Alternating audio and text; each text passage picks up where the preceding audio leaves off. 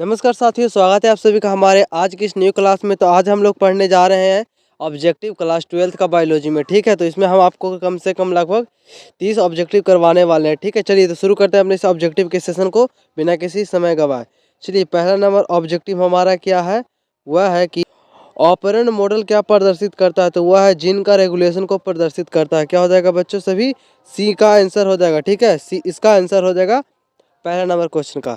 ठीक है, चलिए दूसरा नंबर प्रश्न पर बात कर लेते हैं। निम्न में से किसका पुष्पासन खाया जाता है। तो किसका पुष्पासन खाया जाता है, तो सेब का पुष्पासन खाया जाता है। बी विकल्प सही हो जाएगा दूसरा का। तीसरा प्रश्न पर बात करते हैं। तीसरा प्रश्न है कि डीएनए निम्न में से किसका आनुवांशिक पदार्थ है। तो वो हो जाएगा बी विकल्प सही हो जाएगा, बैक्टीरियोफाज का। ठीक है, बी विकल्प हो जाएगा सही। आगे बढ़ते हैं प्यारे मित्रों। ठीक है, चौथा नंबर है पारिस्थितिक तंत्र की आहार श्रृंखला में ऊर्जा का प्रवाह होता है। कैसा होता है, एक दिशीय द्विदिशीय। तो वो होता है एक दिशीय होता है। ए विकल्प हमारा सही हो जाएगा। देखिए बच्चों, आप लोग का जो बिहार बोर्ड 2024 में एग्जाम होने वाला है इंटर का, बहुत कम समय बच गया। आप लोगों के पास बस 7 से 8 दिन बचे हुए हैं, जिसमें आपको बहुत ही मेहनत करना है, बहुत ही ज़्यादा अच्छे तरीके से पढ़ाई करना, बहुत ही कस के मेहनत करना है। ठीक है ना, तो इसमें आपको समय नहीं गंवाना है, समय के साथ साथ उसको आपको यूज करना है। और एक बात और, आपको यहाँ पर जो ऑब्जेक्टिव बताया जा रहा है बहुत ही महत्वपूर्ण है। ठीक है ना, तो वीडियो को बिल्कुल लास्ट तक देखते रहिएगा, बिल्कुल लास्ट तक देखिएगा, तभी आपको फ़ायदा होने वाला है। क्योंकि यहाँ पर बहुत ही महत्वपूर्ण ऑब्जेक्टिव आपको करवाया जाने वाला है आज। ठीक है ना, क्योंकि आपके लिए 7 दिन बहुत ही महत्वपूर्ण होने वाला है, ये 7 दिन। ठीक है, तो जितना मेहनत करना है अभी कर लीजिए। चलिए फिर आगे बात कर लेते हैं। चौथा नंबर हो गया जी प्रश्न। पाँचवें प्रश्न में बात कर लेते हैं कि निम्न में से क्या था जी पाँचवां प्रश्न। एक सेकंड। देखिए, आप लोग क्या काम करते हैं कि वीडियो को छोड़कर चले जाते हैं। बच्चों ऐसा नहीं करना, आप लोग को बिल्कुल लास्ट तक वीडियो को देखना है, क्योंकि आपको जो लास्ट में मैं कुछ बहुत ही महत्वपूर्ण 10 ऑब्जेक्टिव बताने वाला हूँ। ठीक है ना, तो उसको बिल्कुल भी स्किप मत कीजिए, क्योंकि स्किप कर दिए तो वो सब है जो कि ऑब्जेक्टिव आप लोग के लिए मतलब कि एक तरह से एग्जाम में छूट सकते हैं। चलिए आगे बात करते हैं 5वां नंबर ऑब्जेक्टिव पर। 5वां नंबर प्रश्न क्या है कि निम्न में से कौन सा जैविक खाद नहीं है। कौन है जो कि जैविक खाद नहीं है, तो बैसिलस बैसिलस थुरिंजिएंसिस। ठीक है, ये हो जाएगा आपका विकल्प बी हो जाएगा। ठीक है, चलिए आगे बात कर लेते हैं हम लोग 6ठा नंबर प्रश्न पर कि क्षय रोग का संक्रमण मुख्यतः किसके द्वारा होता है। तो वह हवा के द्वारा होता है। इसका भी विकल्प बी हो जाएगा। चलिए आगे बढ़ते हैं, अगला प्रश्न पर बात कर लेते हैं। 7वें नंबर पर जैव रिएक्टर अनुकूलतम परिस्थिति में क्या निर्माण करता है। तो ए उत्पाद। आप लोग को एक काम और करना है बच्चों कि आप लोग अपना अपना कॉपी पेन निकाल कर बैठिए। अगर जो भी ऑब्जेक्टिव आप लोग को नहीं पता हो तो उसको नोट करते चलिएगा, जिससे कि आप लोग को एग्जाम टाइम पर रिवीजन करने में हेल्प मिलेगी। ठीक है ना, तो एक काम कीजिए कि कॉपी पेन निकालिए, जल्दी से नोट करना स्टार्ट कर दीजिए। बिल्कुल आप लोग के पास बहुत ही समय कम है, इसलिए मैं कह रहा हूँ। ठीक है, आप लोग के पास 7 से 8 दिन है बचा हुआ, जिसमें आपको बहुत ही अच्छे तरीके से पढ़ना है, मेहनत करना है, और आपको वीडियो लास्ट तक देखना है, क्योंकि लास्ट में मैं आपको 10 ऑब्जेक्टिव महत्वपूर्ण बताने वाला हूँ। ठीक है, चलिए जो कि एग्जाम में आने वाले हैं। चलिए आगे बात करते हैं। अगला हमारा है कि किस फल में बीज क्या है, किस फल में बीज चोल क्या है जी, एक बार अच्छे से पढ़ लीजिए। बीज चोल खाया जाता है, बीज चोल। तो इनमें से सभी में खाया जाता है, जायफल, शरीफा और ये लीची। इसमें डी हो जाएगा विकल्प। ठीक है, आप लोग को अगर जिनको पता है ये सारे ऑब्जेक्टिव, तो आप लोग खुद से अपना एनालाइज कर सकते हैं, आप लोग ने कितना पढ़ा है बायोलॉजी में। ठीक है ना, आप लोग कितना पढ़े हैं। ठीक है, इस तरह से क्या क्या पढ़े हैं वो सब आप लोग कमेंट बॉक्स में भी बता सकते हैं, इसका ऑब्जेक्टिव का ABC आंसर करके। ठीक है, जिनको पता है बताइए कमेंट करके। 9वां नंबर प्रश्न है SO2 प्रदूषक का सूचक है। क्या है, SO2 प्रदूषण का सूचक है लाइकेन। ठीक है, विकल्प हो जाएगा बी। जिनको भी पता है ऑब्जेक्टिव कमेंट बॉक्स में बताइए कि आपको आता है कि नहीं। ठीक है, चलिए अगला बात करते हैं हम लोग प्रश्न पर। 10वां नंबर, शहद का निर्माण कौन करती है। शहद का निर्माण कौन करती है जी, तो आप सबको पता है, कार्यकर्ता मधुमक्खी। मधुमक्खी तो करती है, लेकिन 3 मधुमक्खी होती है, नर, रानी और कार्यकर्ता। तो सी विकल्प हो जाएगा। ये बहुत ही इंपॉर्टेंट है। ठीक है ना, ये सब एग्जाम में हो सकता है कि आपको पूछ ही दे। चलिए अगला बात कर लेते हैं 11 नंबर प्रश्न पर।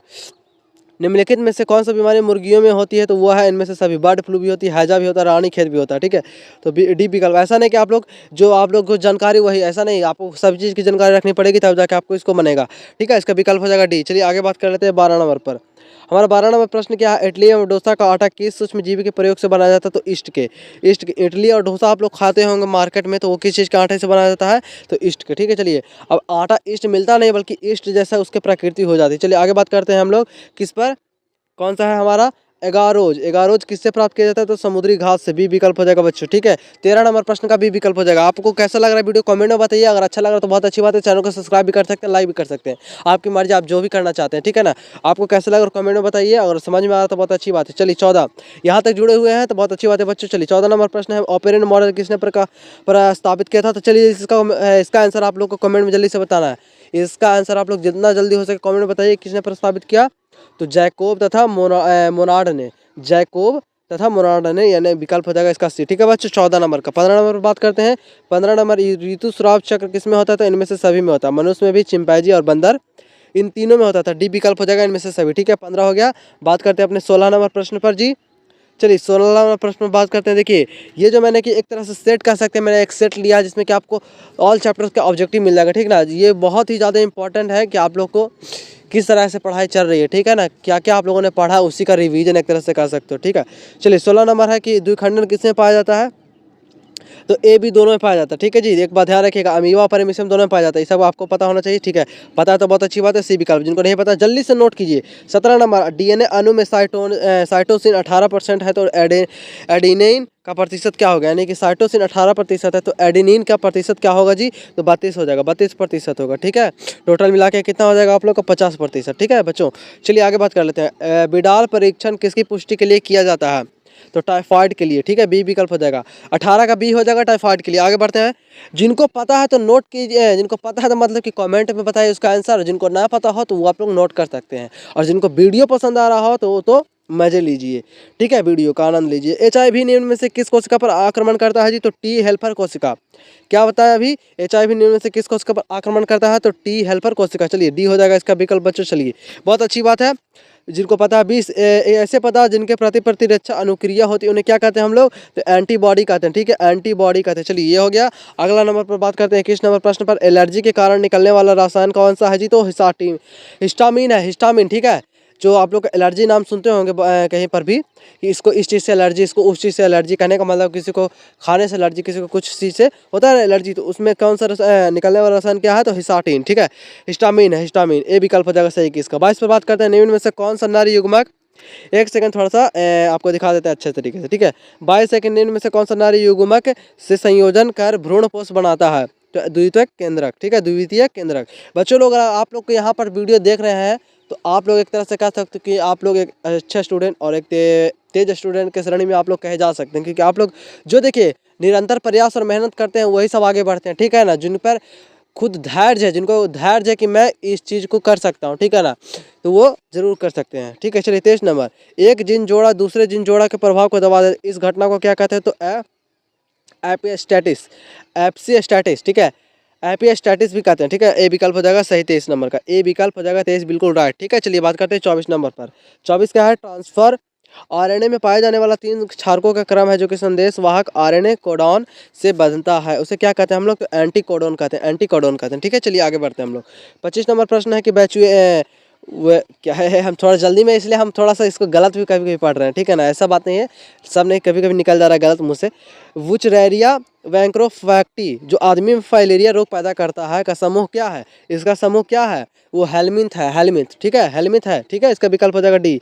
किसका? 25 नंबर का। चलिए बात करते हैं 26 नंबर। अधिक अल्कोहल लेने से शरीर का कौन सा अंग सबसे ज़्यादा प्रभावित होता है? सबको पता होना चाहिए, यकृत, जो कि हमारा लीवर सिस्टम है वो सबसे ज़्यादा है जो कि प्रभावित होता है। बच्चों आगे बढ़ते हैं हम लोग 27 नंबर पर। मेंडल के नियम का एक अपवाद है, मेंडल के नियम का एक अपवाद है सलहगनता। ठीक है, सहलगनता, सहलगनता है जो कि मेंडल के नियम का अपवाद है। ठीक है, आगे बढ़ते हैं 28 नंबर पर। कि निम्न में से कौन सा यौन संचारित रोग है? सिफिलिस है। देखिए कौन है पूछ रहा है, ऐसा नहीं पूछ रहा कि नहीं है, यहाँ पर कौन होगा? तो होगा सिफिलिस। ठीक है, डी विकल्प हो जाएगा। उल्टा कई बार आप लोग पढ़ लेते होंगे। चलिए इसमें आगे है 29 नंबर पर। कि इनमें से कौन सा विषाणु होने वाली बीमारी नहीं है? इसमें नहीं पूछा जा रहा कि इनमें से कौन सा विषाणु से होने वाली बीमारी नहीं है, तो ये है डिप्थेरिया। डिप्थेरिया है जो कि होने वाली बीमारी नहीं है, किससे? तो विषाणु से। 30 नंबर प्रश्न है कि निम्नलिखित में कौन सा पशुपालन में सम्मिलित नहीं है? वह है कार्बनिक खेती, जो कि पशुपालन में सम्मिलित नहीं होता है। अगर होता है तो वहाँ पर पढ़ लीजिएगा ध्यान से कि नहीं है कि है। ऐसे कई सारे बच्चे जो कि बिना पढ़े ही क्वेश्चन को बनाने लगते हैं, जिसमें कि नहीं और है में अंतर ही नहीं पता चल पाता है। जल्दी के चक्कर में वो है समझ जाते हैं, और जहाँ पर नहीं होता वहाँ पर नहीं की जगह है और है की जगह नहीं। ठीक है, तो चलिए 30 हो गया। 31 नंबर बात करते हैं। निम्नलिखित में किसका संबंध माइक्रोबायोलॉजी से नहीं है? यहाँ पर भी नहीं पूछ रहा है, तो स्टेफन हेल्थ से। ठीक है, ये आपका जो यहाँ पर से मैंने आपको 20 से लगभग 31 क्वेश्चन बताया अभी, वो लगभग समझ सकते हैं आपके लिए बहुत ही इंपॉर्टेंट महत्वपूर्ण क्वेश्चन साबित हो सकते हैं, ठीक है ना। साबित का मतलब कि बहुत ही ज़्यादा इंपॉर्टेंट क्वेश्चन है बच्चों। अगर यहाँ तक वीडियो देखें तो बहुत अच्छी बात है, आप लोग समझ गए हो कि किस तरह से क्वेश्चन आने वाले एग्जाम में, ठीक है। आप लोग को अगर यहाँ पर देख लिए होंगे वीडियो तो आप लोगों ने सेट भी लगाया होगा कि आप लोग का कितना सही कितना गलत हुआ है, और जिन बच्चों को नहीं पता था वो लिख भी लिए होंगे, बहुत अच्छी बात है, ठीक है। मिलते हैं फिर से आपको किस नेक्स्ट वीडियो नेक्स्ट क्लास में जल्दी ही, उसके बाद आपको फिर नेक्स्ट सब्जेक्ट आपको सेट लगवाएंगे, ठीक है। आप लोग यहाँ पर चेक कर सकते हैं कि आपको कितना पढ़ाई हुआ है, क्या क्या आप लोगों ने पढ़ा, किस तरीके से तैयारी है, ठीक है। किसी भी तरह का क्वेश्चन हो, किसी भी तरह का डाउट हो तो आप लोग कमेंट बॉक्स में हमसे पूछ सकते हैं, ठीक है। उसका रिप्लाई जरूर मिलेगा। चलिए बच्चों, मिलते हैं फिर नेक्स्ट क्लास में।